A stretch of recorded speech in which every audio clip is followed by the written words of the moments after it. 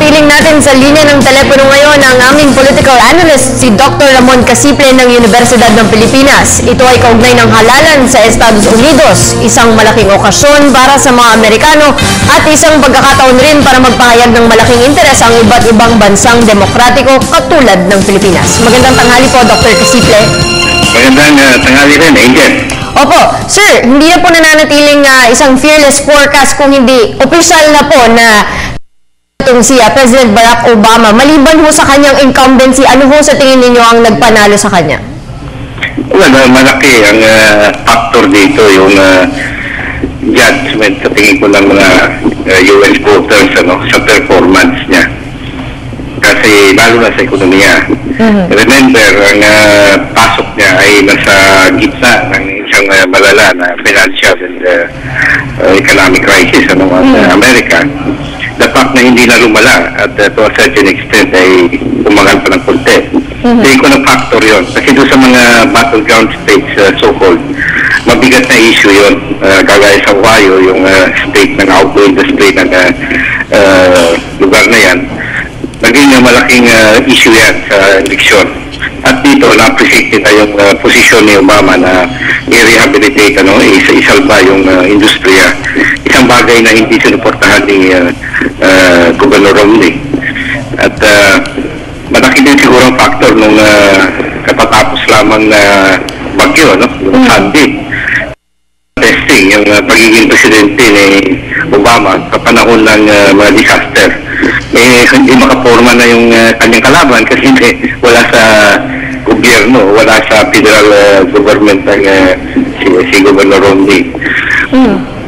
Pero kung makita, mabigat pa rin ang usapin dyan kasi very slim yung mga pagkakaiba nila sa boto sa mga battleground states na ito.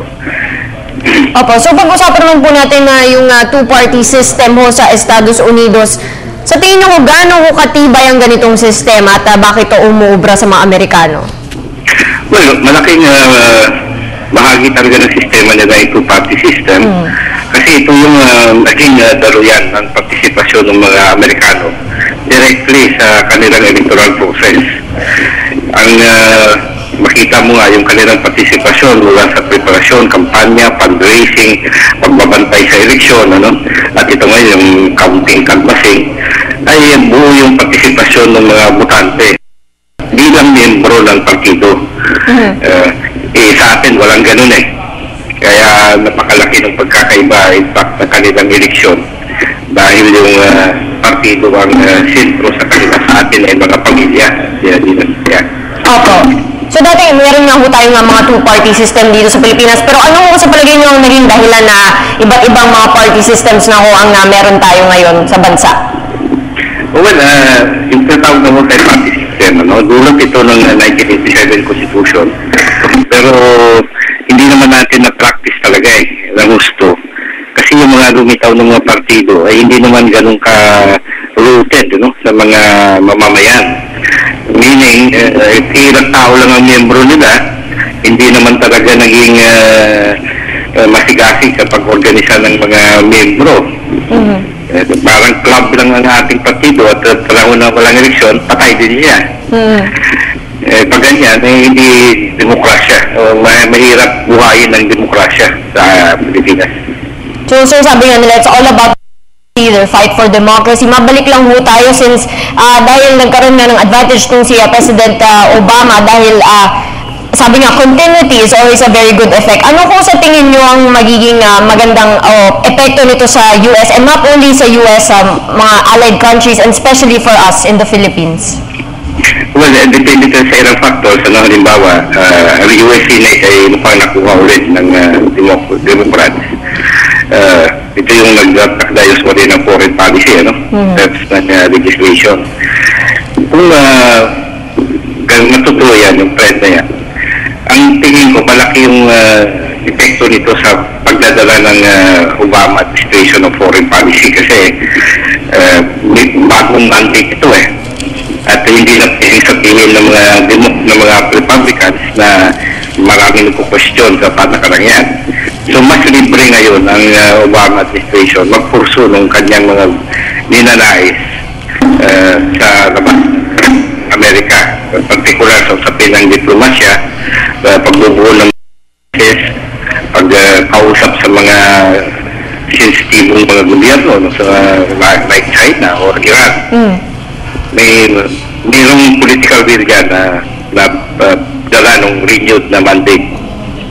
So sir, panghuling katanungan na lang ho, dito sa Pilipinas, nalalapit na rin ho ang ating midterm election. Sa palagay niyo po ba, posible po ang kung paano ang pamamaraan ng pagboto sa Amerika ay magawa din natin sa Pilipinas? At ano ho yung nakikita niyo sa darating naman nating elections? Well, magkaiba tayo ng sistema actually kasi sila may electoral college sa mandala ng kanilang federal system. Tayo naman, direkto tayo nag-elect ng ating mga presidente. Ang ko lang dyan, aside from the political party system na kailangan i-strengthen dito o palakasin, ang pwede nating kunin ng mga eleksyon doon, yung partisipasyon ng mga tao.